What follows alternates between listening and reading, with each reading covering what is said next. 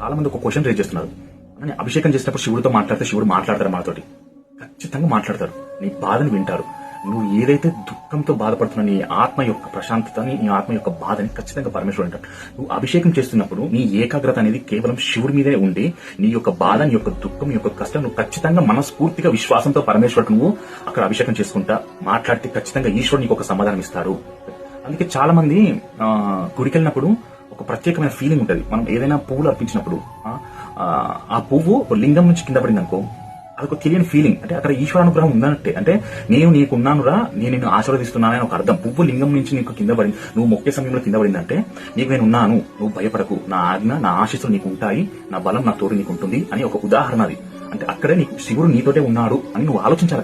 అక్కడ గ్రహించాలి నువ్వు ఈశ్వరుడు నీతోటే ఉన్నాడని. ఖచ్చితంగా ఎలాంటి బాధలు, కష్టాలు, దుఃఖాలైనా పరమేశ్వరుడు ఖచ్చితంగా వింటాడు. నువ్వు పంచుకోవాలి కానీ ఖచ్చితంగా.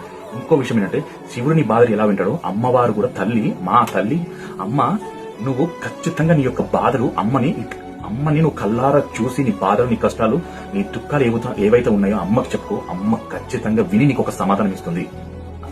పవర్ఫుల్ అమ్మ. నమో పార్వతీపతి హర హర మహాదేవ శంభో శంకర. ఓం నమ శివాయ.